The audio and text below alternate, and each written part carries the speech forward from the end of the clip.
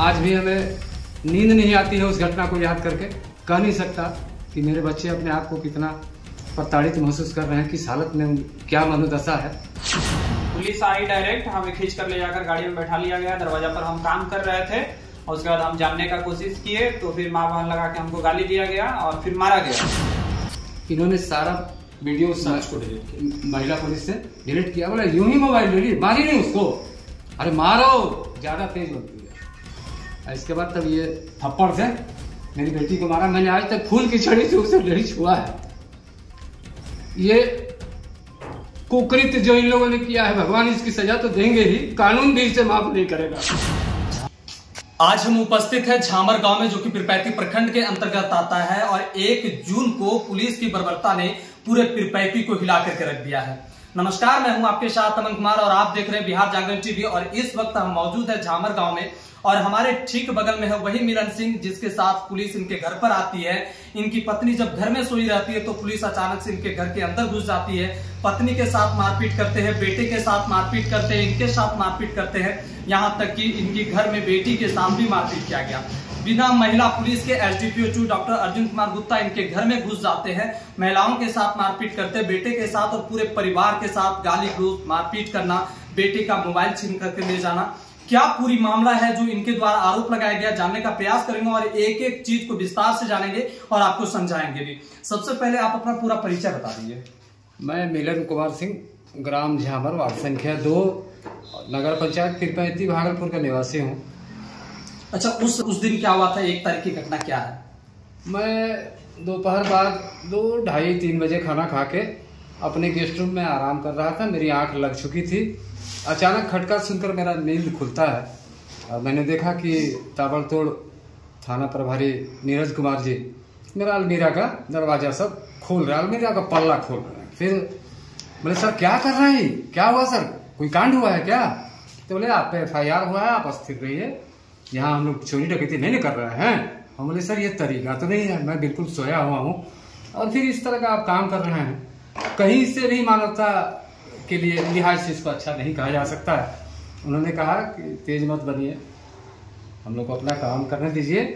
फिर सटे हुए बरामदा है मेरा, सामने देखता हूँ कि भारी पुलिस बल, उसमें 2 व्यक्ति सादे लिबास में था, जिसके बारे में बाद में पता चला कि एक SDPO 2 पीरपैंती अर्जुन गुप्ता सर हैं और दूसरा वो भोली सिंह चौकीदार है, एक स्थानीय, उनका लड़का सादे लिबास में। 2 आदमी, इसलिए उसका भी नाम आ जाता है। ये लोग आए हुए हैं, उनके साथ कई पुलिस, मेरे ख्याल से 10-12 से अधिक की संख्या रही होगी। और बाकी पुलिस बल देखा मैंने कि मेरे घर के चारों इर्द गिर्द चारों ओर फैले हुए हैं। मैं अकबकास आ गया, बिल्कुल मेरा दिमाग काम नहीं करने लगा, विचलित हुआ मैं काफी कि ये क्या हो रहा है। उधर मेरी पत्नी शोर मचा रही थी, इधर सब बहस कर रहे थे कि होशियार मत बनो, हम लोग अपना काम करने आए हैं। फिर मैंने अपनी बेटी को पुकारा कि बेटी चीना, अरे वीडियो बना लो, नहीं तो हो सकता है कि हम लोग को कल कुछ झेलना पड़ सकता है, कोई गलत आरोप भी लग सकता है। आखिर मामला क्या है मेरे समझ से परे। मैं भी अवाक था, पत्नी भी अवाक थी, पत्नी घर के अंदर विश्राम कर रही थी, बेटी कहीं सोई हुई थी अंदर में।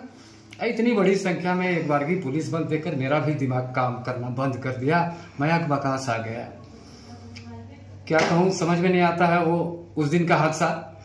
अच्छा, आपके द्वारा आरोप लगाया गया कि पुलिस आप लोगों के साथ मारपीट की है, गाली गलौज किया है, बेटा को घसीट करके बाहर निकाला गया, मोबाइल छीना गया, बेटी के साथ मारपीट की गई, पत्नी के साथ अमानवीय व्यवहार किया गया। बिल्कुल सही, ये आरोप कहीं से भी बुनियाद नहीं है। और मेरी बेटी ने सारे घटनाक्रम का वीडियो तैयार किया हुआ था। मैंने कहा बेटी वीडियो बना ले, इसलिए वो उसने फट से अपना मोबाइल खोला घर वाला और फिर वीडियो बनाना शुरू कर दी। ये बोलता है कि अच्छा, सिर हिला के ठीक है। और हमारी पत्नी के साथ ये उलझ गए बहस में। मेरी पत्नी दरवाजे पर खड़ी, इसको बिना महिला पुलिस, जी हाँ, कोई महिला पुलिस उस समय नहीं था। लगभग समय हो रहा होगा 4 बजे के बाद, हो सकता है 5 बज गया हो। घड़ी तो मैं देखने का मौका नहीं मिला। ऐसी परिस्थिति में कोई भला घड़ी और मोबाइल टाइम देखने की हिमाकत कैसे कर सकता है।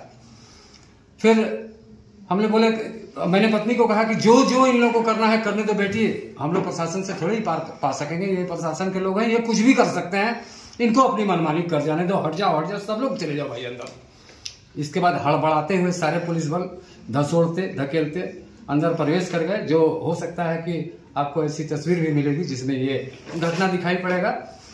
और दुख की बात यह है पत्रकार महोदय कि जब ये लोग अंदर इतना बड़ा, मैं एक सज्जन सीधा साधा आदमी कमाने खाने वाला, और मेरे घर के अंदर प्रवेश कर रहे हैं बगैर महिला पुलिस के। हमारी पत्नी ये विरोध कर रही है कि बेटी अंदर सोई है, मैं अर्धनग्न अथवा जिस अवस्था में सोए हुए अवस्था में कौन किस हालत में रहता है ये किसी से छिपा हुआ नहीं है।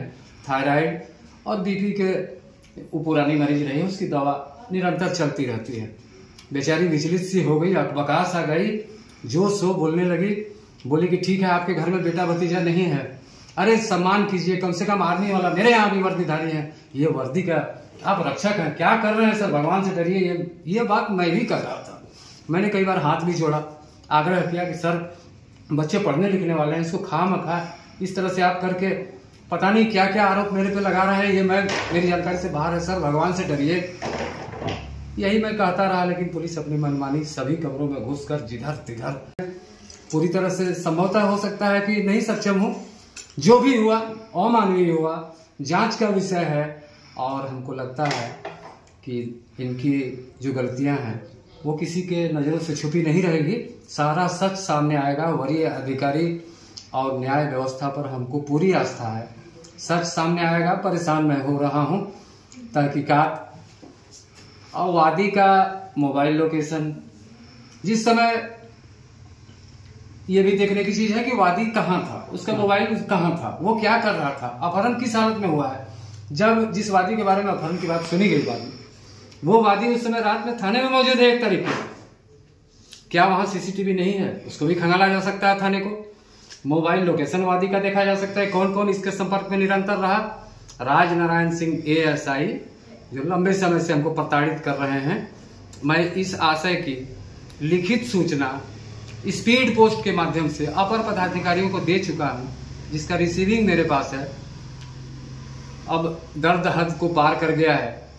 न्याय व्यवस्था, समाज का सहयोग, अधिकारियों की पड़ताल के बाद सारा सच सामने आएगा। और हमको उम्मीद है कि मेरे बच्चे अन्याय का शिकार जितना हो गए हैं उसका पुरस्कार हम लोगों को वरीय अधिकारियों और न्याय व्यवस्था से अवश्य मिलेगा।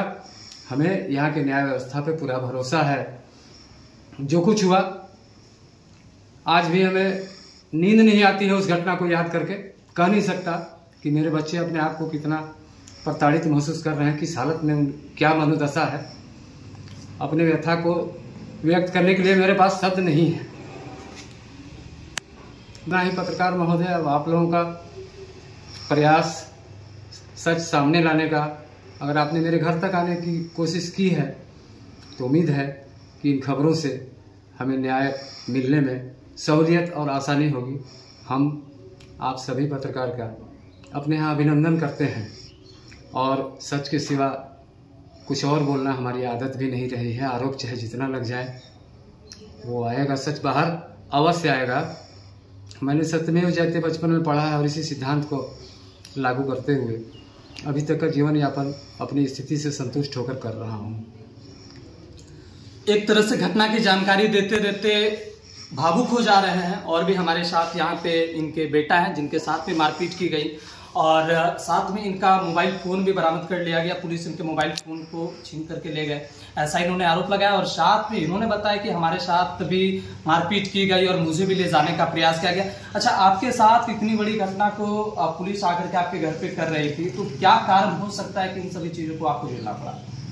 हमको इसके बारे में कोई जानकारी नहीं था। अपहरण का कोई आरोप लगा था? नहीं, कोई जानकारी नहीं था। पुलिस आई डायरेक्ट, हमें खींच कर ले जाकर गाड़ी में बैठा लिया गया। दरवाजा पर हम काम कर रहे थे और उसके बाद हम जानने का कोशिश किए तो फिर माँ बहन लगा के हमको गाली दिया गया और फिर मारा गया। बोले कि चुपचाप बैठो, मोबाइल छीन कर रख लिया गया। हमें इस तरह का कोई जानकारी नहीं कि आखिर क्या हुआ है। बाद में हमें पता चला कि मेरे चाचा द्वारा इस तरह का आरोप लगाया गया है जो कि गलत है। और फिर वहां से पुलिस हमको। अच्छा, पुलिस आपके साथ भी मारपीट की है? जी हाँ। और आपके घर में कौन कौन से सदस्य हैं जिनके साथ पुलिस मारपीट की? हमको गाड़ी में बैठा कर रखा गया था और जब हम गाड़ी का शीशा जानकर लॉक कर दिया गया कि घर का आवाज इसे सुनाई नहीं देगा, और सड़क के किनारे ले जाकर घर से बगल में खड़ा कर दिया गया। और घर में यहाँ मेरी माँ और बहन और पिताजी के साथ बदतमीजी कर रहा था। इन लोगों ने बदतमीजी कर रहे थे और जोर जोर से हल्ला हो रहा था। हमने कहा भी कि हम भाग थोड़ी रहे हैं, चलिए जरा सा हम देखते हैं आखिर हल्ला क्या हो रहा है घर में। तो इन लोगों ने 2-4 लपड़ लगाया और माँ बहन लगा के गाली दिया, भोसड़ी वाला माधड़ से चुपचाप बैठो नहीं तो आदमी बना देंगे हमने। अच्छा, पूरे आरोप आपके ऊपर भी लगाया गया। और एक जानकारी कि आपका फोन जो बरामद किया गया उसमें आपका कोई सबूत वगैरह भी है? हाँ, जो हमको किडनैपिंग का आरोप लगाया गया है, उनका जो बहन का लड़का है वो खुद आर्म्स एक्ट में जेल गया हुआ है और रात दिन वो स्टेटस पे लगाता है कि हम तुमको मार देंगे, 6 गोली का काम है, काम तमाम हो जाएगा। और कल भी वो स्टेटस पे फेसबुक पे स्टेटस लगाया है जिसका कि हम वीडियो बना के रखे हैं और वो ऐसा हमेशा करता है और उसका हर एक स्क्रीनशॉट मेरे फोन में है और वो महागामा थाना से पकड़ाकर जेल भी गया है। इतनी बड़ी कार्रवाई होने के बाद अब आप लोग क्या मांग करना चाहते हैं प्रशासन से और बड़े पुलिस अधीक्षक से, क्या मांग करना चाहेंगे? हमारी मांग ये है कि जो लोग जनता की सुरक्षा में बहाल हैं और वर्दीधारी के लिए मैं ऐसी बात कह रहा हूँ, उन्हें जन सुरक्षा के लिए सरकार द्वारा नियुक्त किया जाता है और मेरे ख्याल से इस तरह के पदाधिकारी को ऐसा अमानवीय, असामाजिक और घृणित कार्य करके विभाग को गंदा करने का, विभाग को बदनाम करने का कोई हक नहीं है और ये क्षमा के काबिल नहीं है।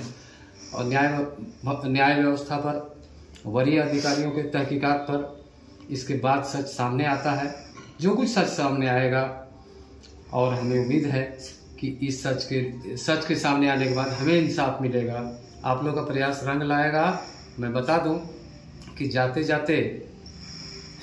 जाते ये हमारी पुरानी पड़ी खटारा मोटरसाइकिल को साथ उठा ले गए, कहे कि साले का सारा पेपर गिरा होगा, ले चलो फाइन देते देते मर जाएगा। और इसके बाद जो ट्रंक, अलमीरा, बक्सा वगैरह खंगाला गया, हमारे घर में 2 बार पहले भी चोरी हो चुकी है और चोरी होने के बाद चूँकि एकांत में मेरा घर है और जो हम कमाते खाते हैं तो हमारे कुछ परिवार के लोग संभवतः इससे नफरत रखते हैं। होता है ऐसा समाज में, कोई बड़ी बात नहीं है। जो रखते हैं, नहीं भी रखते हैं, उनके खिलाफ मेरी कोई शिकायत नहीं है। और हमारे पत्नी का 2 ठो ये कान में पहनते हैं, कनवाली बोलते हैं, और गला वाला हार, और 2 ठो हाथ की अंगूठी जो सोने की थी, जो हमारे मेहनत की कमाई की बनाई हुई शौक की चीज़ थी, वो अभी तक हमको हासिल नहीं हो सका है। ट्रंक को भी इन लोगों ने तीतर भीतर कर रखा था। तो ये गायब कब हुआ? जिस दिन पुलिस आपके घर पे घुसी थी उसी दिन? जब ये लोग चले गए तो पत्नी जो इन लोगों से घबरा कर महिला पुलिस के आने के बाद, जब इन लोगों ने महिला पुलिस को आने के लिए फोन किया, वो तब इन लोगों ने फोन किया जब मेरे द्वारा ये कहा गया कि सर मेरे घर में जो कुछ बरामद हुआ है कृपया इस कागज पर लिख दें। तो ज्यादा होशियार बनता है मगर। अच्छा ठीक है, जब महिला पुलिस को फोन करो तो संभवतः वीडियो खंगालने पे ये बात भी सामने आएगी, कुछ ना कुछ बात आएगी उसमें छलकर। इसलिए कि जो समग्र वीडियो मेरी बेटी ने बनाया था, उस वीडियो को महिला पुलिस के आने के बाद उसके हाथ से मोबाइल छीन कर थप्पड़ मारते हुए डीएसपी साहब ने दोबारा कहा मारी नहीं हरामजादी को, मार। इसके बाद महिला पुलिस जाकर 4 महिला पुलिस मेरे ख्याल से आई थी, जैसा कि बाद में हमको पता लगा 2 मेरे घर के अंदर प्रवेश की। जब ये लोग सारा घर खंगाल कर बाहर निकले, जहाँ की हमारी कुछ गाड़ियाँ खड़ी थी, मोटरसाइकिल, पुरानी खटारा उधर खड़ी हुई थी और ट्रैक्टर्स मेरे ख्याल से होंगे, मेरे पास 2-3-4 ट्रैक्टर भी है, तो वो भी होगा। क्या था हमको अच्छी तरह से याद नहीं आ रहा है, क्योंकि वो स्थिति भयावह थी, आक्रांत करने वाली थी। और कोई शरीफ आदमी वैसी परिस्थिति में अगर विचलित होता है, अगर नहीं होता है, तो वो परिस्थिति कौन सी होती है जब लोग विचलित हुआ करते हैं। पत्रकार महोदय, आप लोग सुशिक्षित इंसान हैं, इस बात को समझ सकते हैं। फिर जब महिला पुलिस को आ गई, तब मेरी पत्नी को लगा कि हो सकता है हम लोग को जबरिया उठाकर ले जाने की चेष्टा होगी और इसी के लिए महिला पुलिस बुलाया जा रहा है। बेटी ने कहा कि पिताजी लोग साक्ष्य लगता है डिलीट कराने के लिए और हमको मोबाइल छीनेगा आवाज से। हम बोले ठीक है, जाओ ताला बंद कर लो बाहर से। और माँ इसके पीछे के बगीचे की तरफ छिप गई जाकर इस भय से। मेरा मझला वाला लड़का भी, जिसका नाम विजेंद्र राठौर है, वो भी जा छिपा। और तब फिर बाहर आने के बाद सब कुछ फिर से खंगाला गया। फिर छत पे लोग चढ़े, पानी टंकी तक पर चढ़े, चारों तरफ नाकेबंदी का माहौल, जैसे किसी बड़े आतंकवादी के यहाँ छापा मारा जाता है वो माहौल था। इर्द गिर्द के किसी व्यक्ति को सटने नहीं दिया गया, कोई फटक नहीं सके पास में। यहाँ तक कि 2-4 मेरे निजी स्टाफ जो मेरे यहाँ काम करते हैं, मेरा निजी कार्य शटरिंग वगैरह का है, जो मकान आदि बनाने के काम में आता है। वो जो स्टाफ्स थे वो लोग को भी इन लोगों ने खदेड़ मारा वहाँ से, पहले ही प्रिकॉशन करके धमका के घरे हटो यहाँ से। ऐसी स्थिति बन गई थी, कह नहीं सकता। ये लोग तब ताला तोड़ने के बाद जब इन्होंने कहा तो मैंने कहा सर पीछे की दरवाजा तो खुला है, आप उससे चल सकते हैं ना।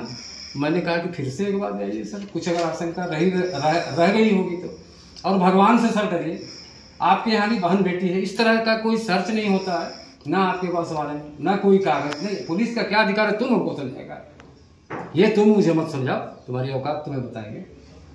ये पहले ही इन्होंने कह रखा था कि रुको तुमको बताते हैं, महिला पुलिस को बुला लें। और तब मेरी बेटी से मोबाइल छीनकर इन्होंने सारा वीडियो को डिलीट किया, महिला पुलिस से डिलीट किया। बोला यूं ही मोबाइल ले ली, मारी नहीं उसको, अरे मारो, ज्यादा तेज बनती है। इसके बाद तब ये थप्पड़ से मेरी बेटी को मारा। मैंने आज तक फूल की छड़ी से उसे नहीं छुआ है। ये कुकृत्य जो इन लोगों ने किया है, भगवान इसकी सजा तो देंगे ही, कानून भी इसे माफ नहीं करेगा।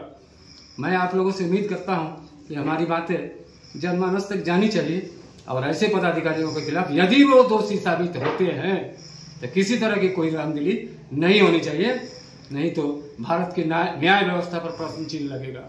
तो ये पूरी घटना का जानकारी था, और जो कि मिलन सिंह अपने मुंह से दे रहे हैं और बता रहे हैं कि पूरी घटना के क्या क्या घटना हुई थी। आप देख रहे थे बिहार जागरण टीवी। धन्यवाद।